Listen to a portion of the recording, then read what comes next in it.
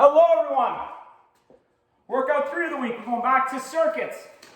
Okay, so circuits, you're going to have 2 groups. Each group's going to have 4 exercises. You're going to start with group 1. You're going to go through exercise 1, 2, 3, 4, back up to the top. And you're going to do it again, back up to the top. You're going to do it through 4 times. That's 16 exercises in group 1 you're going to be doing. You're doing each exercise at a 45-second interval. Okay, try and keep your rest to a minimum. If you got a rest, by all means take a rest. Note it though, jot it down, make a mental reference so you know next time, okay, I had to rest at exercise 3, right? Well, I'm going to try and go 4 exercises, so go that whole group the first time through, and then I'll rest. And then I'll go back through 4 and I'll rest, right? So you're slowly cutting your rest down and keeping your heart rate elevated, because that's the goal of a circuit, right? Is to have that sustained elevated heart rate, right? Because, you know, if you're continually going up and down with that heart rate, you're not going to obviously get as much out of the workout as you would keeping it sustained, an elevated sustained heart rate over a longer period of time, longer duration. I won't go into all the details on how that works and everything that's tied together with that. But the big thing is for yourself, make sure that you're taxing yourself enough, but don't overdo it, right? Don't go over that line if you're a beginner exerciser or somebody who doesn't maybe have that confidence in a circuit workout. All right, because form and technique is far more important than speed. But again, our goal will eventually be to cut our rest down to a minimum. But that's the nice thing about the circuits. It gives you that ability to grow, right? It allows you to say, okay, the first time I ran, I have to rest after, the second exercise. Maybe the next week I rest after the 3rd exercise. Maybe the next week I rest after the 4th exercise. Maybe the next week I go 6 exercises and I rest, right? So it gives you those options to be able to monitor and track how you're doing. Okay, so getting into it. Group 1, we're going to have ball slams. We're going to have pistol squats onto a stair, chair, alternating heel touch, and then mountain climbers. So I will just grab a ball here. Let's see here, I'll just grab something. All right, so with your ball slams, if you don't have a ball, this is why it's great. If you don't have a ball, it's okay. You're going to simulate. I'm just going to move this camera up a little bit so you can see. There we go. You're going to simulate that slam, right? So you're going to really keep that core tight, shoulder blades back, and drive it down. Drive those arms down, right? As hard as you can. So you can see I'm doing a slight jump off the ground to simulate that drive. Okay? And then you're going to simulate picking it up, or at least going down your knees. So this is what it's going to look like. Pick up, pick up, pick up, pick up. So you can see I just go down on my knees. I don't need to go all the way down when I don't have a ball, because there's really no benefit of getting all the way down to pick up nothing. Okay? So you're going to drive down, back down, back down, back down. Okay? So really simulate that drive. Bring that core tight, back up. Okay? So, but if you have a ball or something that's weighted, you can use that. Okay? And the nice thing is if you have something that's weighted that you don't want to throw on the ground, you can simulate that ball slam, but don't throw it, right? Keep it in your hands. Okay? So, ball slam is going to look like this. Core tight, shoulder blades back, go down and get it. Right? That's a big issue with a lot of people. How they pick it up, they lose that lock and they pick it up, stressing the lower back. So core tight, shoulder blades back, go down and get it. Come up, down. Get it? Come up, down. Okay? And you're going to simulate that all the way through, okay, for your 45 seconds. So, if you don't have a ball, totally fine. If you have even a sandbag, whatever you have available that has some weight to it, you can still do that same exercise, just don't let go of the weight that you're using. Next one is a pistol squat. So, pistol squat, I'm using a bench. So you can do it on a box, coffee table, stair, whatever you have available that has a sturdy base. Obviously, if you're using a chair, make sure it's something solid, not a plastic chair. So, on the pistol squat, you're going to start feet shoulder width apart. Okay. You're going to start feet just inside shoulder width apart. So about this far apart on you. Because if you start shoulder width apart, it's going to be a little more difficult. So, foot pressure, mid-foot. Lock your toes in, lock your heel in. Other foot up. Okay, now, before I pick a foot up, what I usually do ahead of time is I'll test it. Okay, I'm going to sit on the bench. Because we all have that moment where we start to go down and there's that apprehension of, am I going to be on the bench or am I going to be missing it? Okay, so get yourself set up. Simulate that sit down. Okay, and then start. All right, so big thing on that foot that's down, I'm going to start on my left. Big toe, back heel locked in. Foot in front. I keep my arms out in front. Knee is going to track over the toe, right? Or slightly out for some people, you just don't want it to track in. Okay, and a lot of times that's foot pressure. You can see I don't have my big toe locked in. I was kind of wobbly. So, down, 1, 2, 3, 4, 5, drive. Okay, 1, 2, 3, 4, 5, drive. 1, 2, 3, 4, 5, drive. Okay, you're going to do 5. You're going to switch legs. Big toe, back heel. 1, 2, 3, 4, 5, drive. Oh, balance isn't very good this morning. Drive. Cheat the system there. Didn't go 5. 1, 2, 3, 4, 5, drive. Okay, so don't fret. Again, some days, even myself, my balance is fantastic. Other days I come in here and it's like, I've never done it before. So focus on those cues that I give you, okay, to be able to do the exercise properly. Because once you start to do those mental cues of locking the foot and big toe, back heel, create a claw like push midfoot, core tight shoulder. Once you start doing that, it will make it a lot easier because there's less moving parts, right? We want to negate all those individual pieces. We want to work as one body, one unit, all the way up from the ground. And the less things moving is easier for your body to counterbalance that foot being taken off the ground, right? Think about it. If I have more moving parts, free moving parts, it makes it difficult to counterbalance.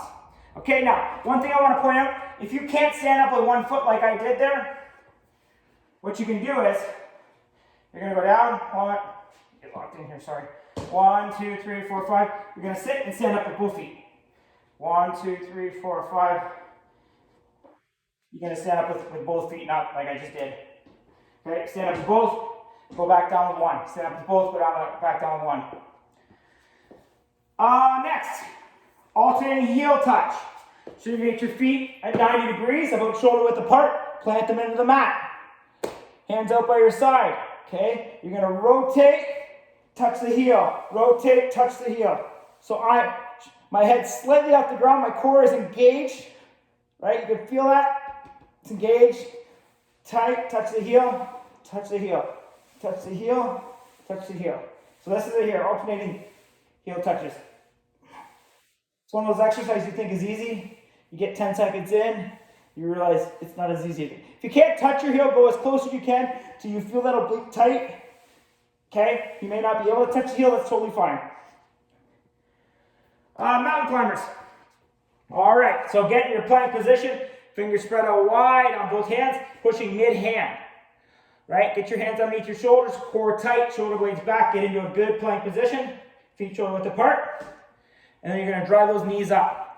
Okay? Those knees are about, maybe a little over an inch off the ground. All right?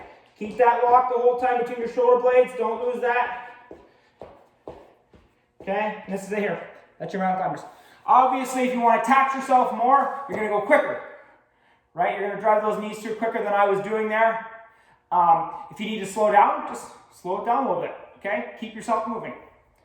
So that's the first group. It was ball slams, pistol squat onto a stair, chair, box, whatever you have available. Alternating heel touches and mountain climbers. Group 2, we have plank jump throughs, curtsy lunges, dips, and hollow body rocks. Okay, so plank jump throughs. Basically, plank jump throughs is the bottom.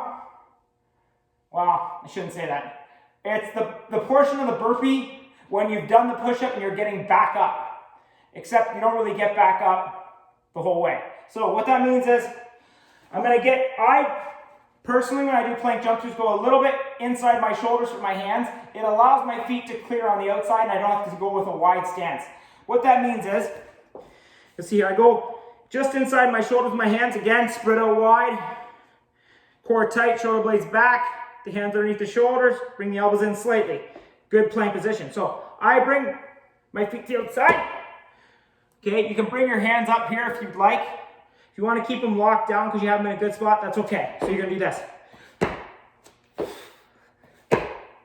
Again, if you want to bring them off, can back down.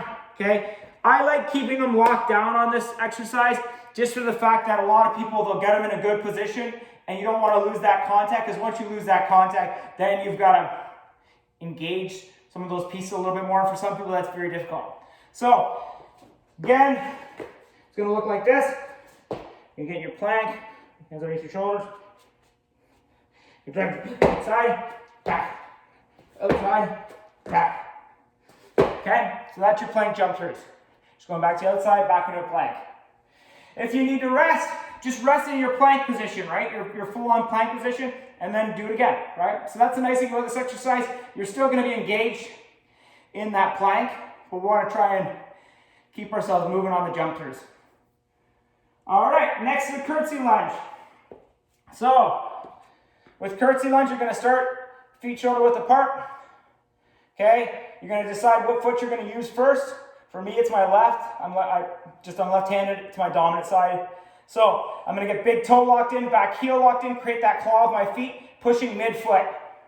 All right, that opposite leg is going to come behind. Okay, so this is what it's going to look like. I keep my hands upright. It keeps my core tight, shoulder blades back.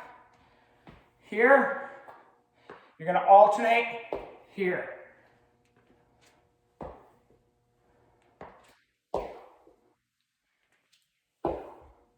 So you can see my knee goes slightly out. That's okay. You just don't want it tracking in.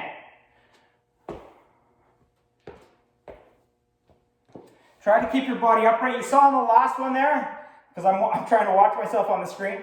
I got, my body was driving to the inside, which would throw me off, right? So when I went to step, I was leaning, which was tough for me to keep my balance. So try and keep your trunk upright. What that means is, no matter if I'm stepping here, see how I'm slightly counterbalancing myself to keep me upright? Here, same thing, right? Just that slight movement to keep me upright into my curtsy lunge, because if I lean, it's going to be tougher to go back across. If I lean this way, I don't have any more balance. Okay, so slight counterbalance. Always thinking that I'm trying to keep myself upright and create as minimal of movement to achieve that as possible. Right? Because again, less moving parts, the easier it is to counterbalance. So here, slight counterbalance here. All right, and that's your curtsy lunge. Just going back and forth. Next is dips. So your dips, you're going to get your hands close to the body, underneath your shoulders. Okay? Core tight, shoulder blades back. Don't venture out too far from the bench, because then you're going to put more added stress. So keep yourself pretty close. Down to 90, up. 90, up. 90, up. So you don't need to lock out here. Just get to that top position before lockout happens. Down. Down 90, up. Okay? So if that's too difficult, bring your feet farther in. Okay? The closer you bring your feet into your midline, like into the body, the easier it's going to be, because you got that hinge to drive you back up. Okay? And that is totally fine if you need to do that. All right, so the ideal, feet are fully extended. You're on your heels, and you're driving to 90 and back up. So that's your dips. Next is hollow body rocks. So here it is here. You're going to bring yourself slightly off the ground, hands up above. So now my core is engaged. My shoulders are off the mat. Core is engaged. I'm going to rock. So my back on that rock is slightly off the ground. So it's going to come off the ground and then rock back. Off the ground and rock back. My shoulders never touch the mat, because I'm engaging that core. Right? That core is getting engaged right off the bat with my shoulders coming off. Knees have a slight bend in them. You don't want it fully straight, because what's going to happen then? You can't engage your core. Right? You'll feel it. If I try and engage my core, my legs, it's very difficult. So slight bend, well, damn near impossible. So slight bend, I'm going to rock up, back down. Rock up, back down. So this position never changes, right? I'm always engaged. Just that rock brings my back off the ground, and then back up. Okay? So that's your hollow body rocks. Okay? Now, if you can't do that, I know it's very difficult for some people. What to do is just hold this position. Just do a hold. Okay, so with the hollow body hold, so your shoulders are off the mat. Your back is still on the mat, but you're engaging that core and holding, then release. Okay, back tight, release. Okay, so give you some options there. The rock is the ideal. If you can't do that, just do a hold. All right, so that's group 2 with plank jump throughs, curtsy lunges, dips, hollow body rocks. All right, have a good workout. If you have any questions, let me know.